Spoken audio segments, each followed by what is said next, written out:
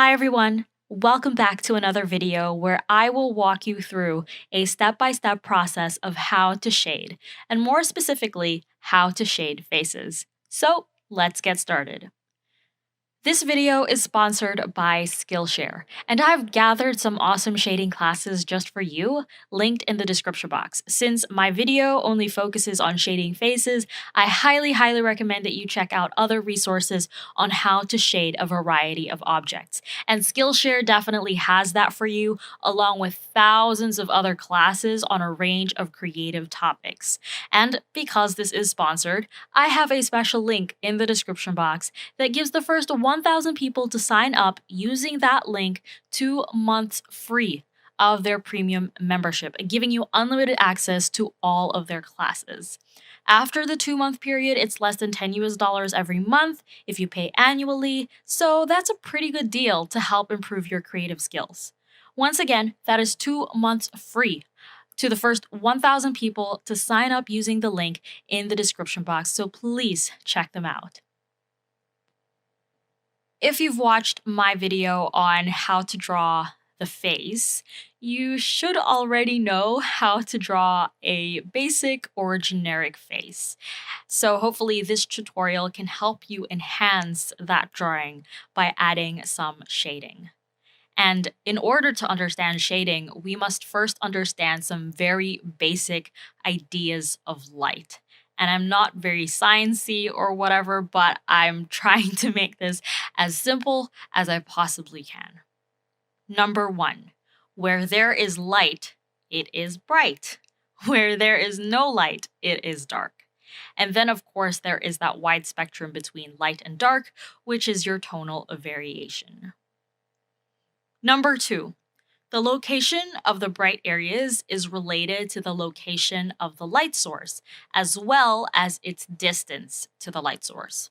So for example, if the light source is on the right, that means the bright areas are also on the right. If the light source is on the left, the bright areas are on the left. Furthermore, the closer an object is to the light source, the brighter it is. The farther an object is to the light source, the darker it is. Number 3, light bounces off bright or shiny objects or surfaces, creating reflected light, which becomes a second light source. And if we treat it as another light source, then number 1 and number 2 apply to this as well. Now, how can we apply these principles to the face? It is important to know the form of the face, as well as any object that you want to add shading to. With faces, they are very diverse, and the way we shade different faces can vary, but there are some similarities that you can use as a general guide to help you shade the face. For example, number 1, the nose always has height to it, especially the tip of the nose, which is commonly the highest point of the face. Therefore, when it is higher, it is often closer to the light source, therefore commonly making it a bright area. Number 2, the lips also have some volume to it. Lips can vary in thickness, therefore the volume and the height also varies, but nonetheless, lips tend to have height. Number 3, the cheeks, the forehead, the chin, and under the eyebrow are also some of the high points of the face. And number 4, the eyes are commonly sunken in compared to the other facial features. However, the degree of this can vary based on different eye shapes. Nonetheless, the fact that the inner corner of the eyes recess means that it is farther from the light source, therefore making it a commonly dark area. Now, how can we actually start shading? Shading using a pencil is a pretty easy concept, but it actually takes practice and time to master. It requires controlling the pressure you put on the pencil, and basically, the more pressure you use, the darker the pencil marks, and the less pressure you use, the lighter the pencil marks. And there are actually 2 tricks I personally like to use, which I found to be very beginner friendly. Number 1 is to layer. This allows you to build up your pencil marks to achieve darker shadows, but Also, if you're a beginner and you're unsure about shading and where to add shading, layering means you haven't actually committed to any dark pencil marks, which can be very hard to erase. So, this method is a lot more forgiving and, like I said, beginner friendly. Number two, shade from dark to light to get better pressure control. At least this works for me. It could work for you as well. However, I do recommend finding what works for you, whether it's from dark to light or from light to dark. It doesn't really matter. Now let's actually shade the face. I have two demonstrations on screen, so you're able to see how I use all the information I just mentioned. I also start with the drawing of a face, and then I add a light source wherever I want it located. You can draw an arrow or a sun, it doesn't matter, as long as you remember the location of the light source. So for this demonstration, I have decided to add the light source to the top left corner for both the faces. And the first thing I do is look at the image as a whole. Following the rule of location of light source equals bright area, I know that the top left side of the face will be the bright area and the bottom right side is the dark area.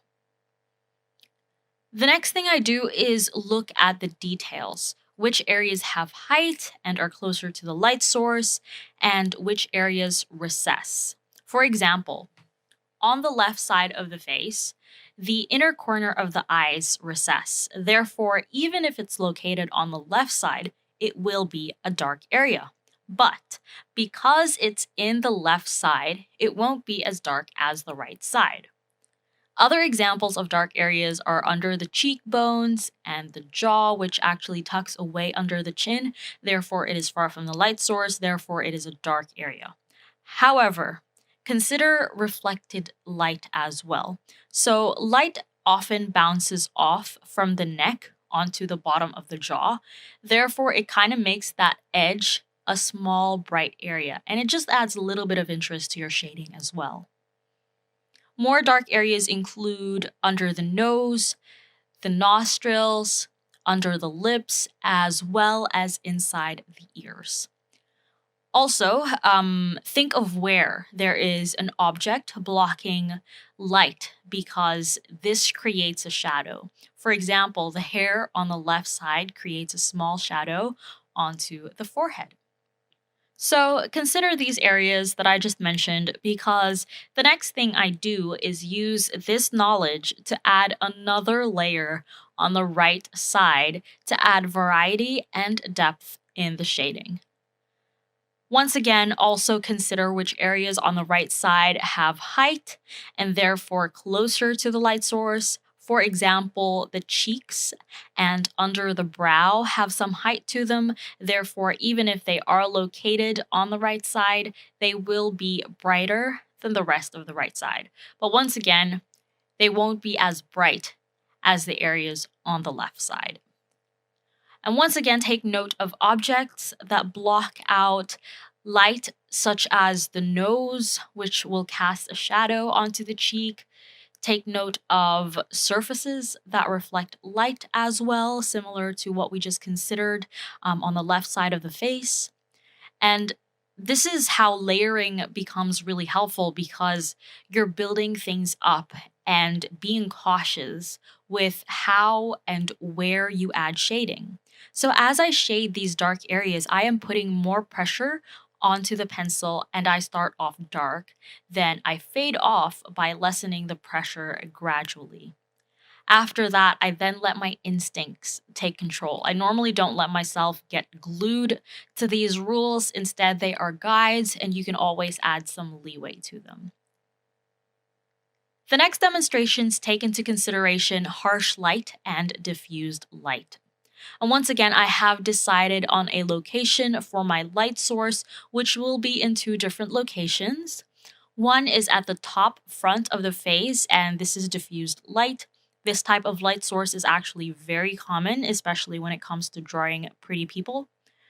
The other light source is on the right center of the face, and it will be harsh light, kind of like being under the sun or having a lamp very close to the object. This type of light source is quite unflattering, but it can be very dramatic. And again, I start with the whole face. Make sure to determine which side is the bright area and which side is the dark area. And then once that's done, I consider all of the details, such as which areas have height, which areas recess, which areas are closer to the light source, farther from the light source, and which objects block out the light, and which surfaces reflect the light. Basically, I am applying the same knowledge from my previous demonstration into this one as well, just taking note once again the location of the light source and anything that applies to that. Now, when thinking of diffused light versus harsh light and how that affects shading is pretty simple. Diffused light is soft, therefore the edges of the shadows are also soft. They gradually fade out, and there's a very subtle distinction on where the bright areas end and where the dark areas begin. So it is a smooth blend. Opposite to that is harsh light. Harsh light is hard, therefore the edges of shadows are also hard. And this style can make your portraits look really dramatic, but it can run the risk of looking flat. However, you can avoid this by adding tonal variation, especially on the dark areas. And it's just like my previous demonstration, you have to look at which details recess and then add layers accordingly. And you can actually apply this technique for shading other objects, such as clothing, hair, and other body parts. The key is to know the basic principles of light and the form of what you are drawing.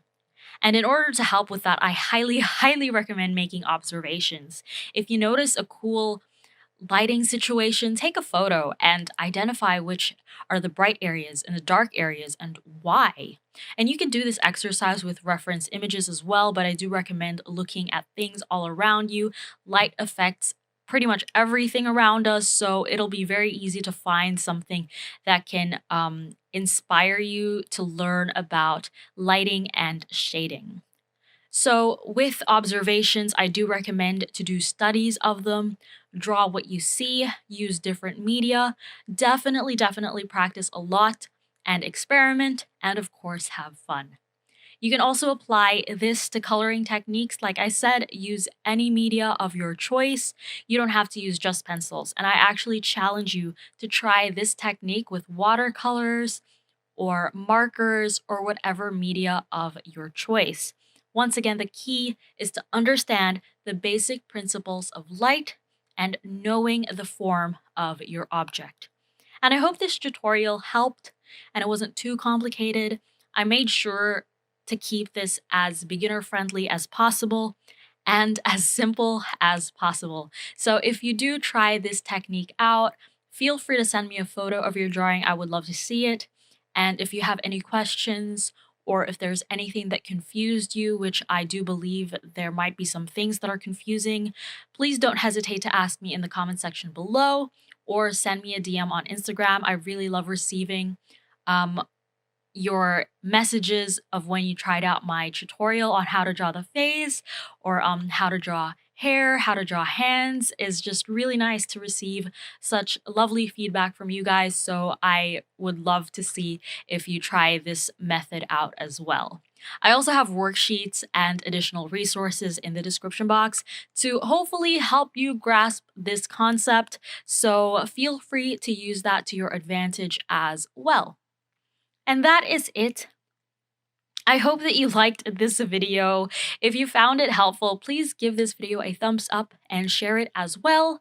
If you have any tutorial requests, comment them down below. I am running polls on my channel all the time for what tutorial I should make next, and I really need your feedback. With that said, stay tuned for more tutorials.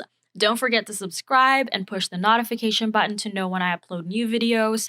My next tutorial will definitely be decided by you guys, so keep a lookout for those polls as well.